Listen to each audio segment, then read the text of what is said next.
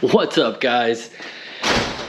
I'm Nick, and this is Build Dad Build, just a tip.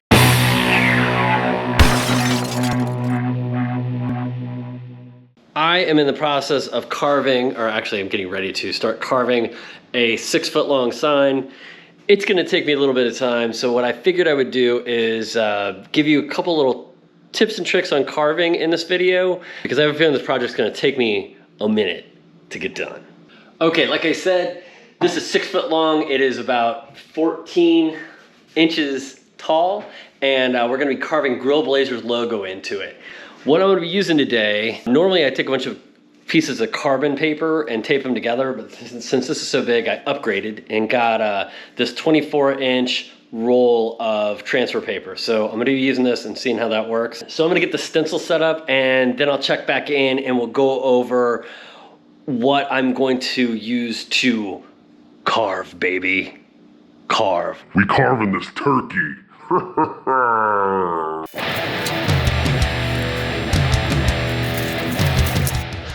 All right, so that only took about 30 or so minutes. And that new transfer paper worked awesome. I'll link it down below. It's super dark. One of the complaints was when they were doing the transfers that it was transferring too dark, which is exactly what I wanted. So I immediately bought it then. And then just using a little like fondant tool, I don't know how well you can see that, to trace my lines. When I use a pen, it seems like it's sometimes the paper rips and stuff like that. So these things work better too. And I just bought a little package of them, and they come in different sizes. Because if you're getting fondant tools, the most important part is getting that head. Okay, so I get asked all the time what bit I use to like hog out the majority of my material. And what I use is one of these. It's made by Bosch. I don't know if you can see that very well. It is a 1/4-inch shank, 1-inch double fluted spiral upcut bit. If you're using a regular straight bit, you have to like kind of follow the rules of the road. The router rules. When you're using it and go like the proper direction and whatnot. This allows me to move multi-directional, and that is the reason I use it. I use it with my Bosch palm router, and I use just one of these little guys to help guide me. And this is just this is the cheap one from Millscraft. One of these days I might break down and buy a Bosch one, but this one works fine. So that's the stuff. I'll link all that down below. But one of the main things that you guys have noticed is how straight I can carve freehand. And let me tell you, that doesn't come without consequences.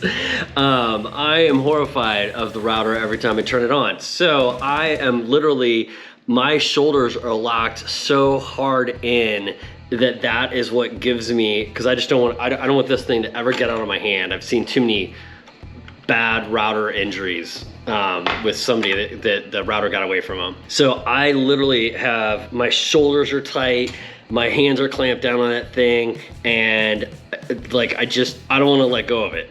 That's what she said. So I think that, and not skill, is why I can carve so straight. So I'm gonna get to carving now. If things come up that I feel will be of use to you, I'll stop for a minute and let you know. Okay, so here we are so far. That's the logo. Probably took me 30 minutes to carve that out. So you just wanna go slow.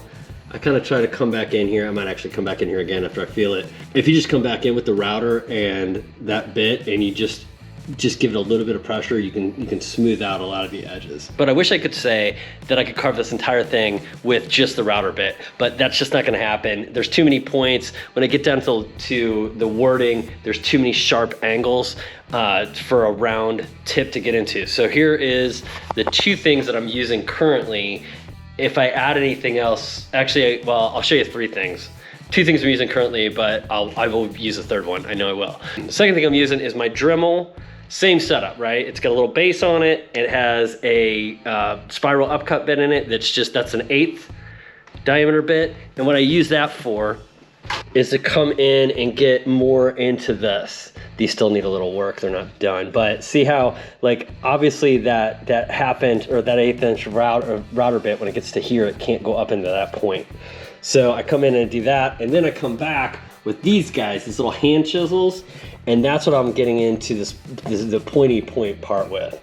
And then I'll have to come in here and clean this up. The other thing that I definitely will be using is just my chisels. These are just Stanley chisels. I've sharpened them. So I'm a firm believer that you can get away with having like just decent chisels as long as you sharpen them. You don't necessarily need to spend $300 on a set of chisels.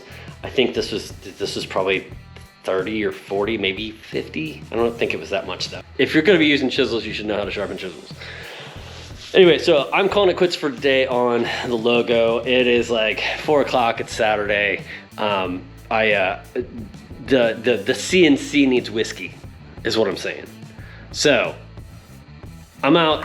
All right guys, we are here. It's a day later. It's actually a couple days later. But I did realize one thing I want to show you. And I don't remember where I put it. When I'm carving it, I want to stay at a consistent depth. I have found that these depth gauges on different routers and things like that, especially on Dremels, are not very consistent. And I think a lot of it on the Dremel is that the bits are different lengths. So what I did is I picked up a really cheap router depth guide. And so I just use this to determine my depths. Let me see if I can show you. So you take this guy right here, you figure out what you want to be. I want to be at 3/8. And you just want it flat on either side, and then you just hold it right up there. That is the best way to determine. And then what I do is I just take my Dremel, tool, and I do the same thing. Which that one's a little off right now, but you get the idea. Groovy. Also, get yourself a headlamp. Maintain like consistent lines and stuff. It is so key to have like great lighting right there. And I know some routers, I don't know if trim routers do. I know some of the full-size routers like have a light inside there. I don't know if trim routers do or not. If you have one that does, let me know in the comments down below. But I always wear a headlamp so I can see my lines, because obviously your router is directly over your lighting source. All right, oh, sorry. Okay, the reason I'm sitting here looking like the spelunker. The dankest of salutations, weary internet traveler. I'm a collection of ones and zeros known as the spelunker. I was carving this out, as you can see, and I noticed that my bit wasn't cutting as well. Like it was kind of jumping on me a little bit. This is another tip.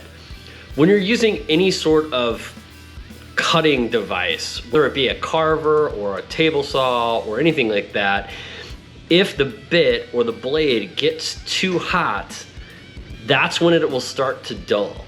So you superheat that metal so much that it's gonna start to actually get too hot. If you notice that you've been carving for a while and that your carver or your blade or whatever is behaving oddly, stop and give it some time to cool down. You'll save your tools and you'll save yourself some headache.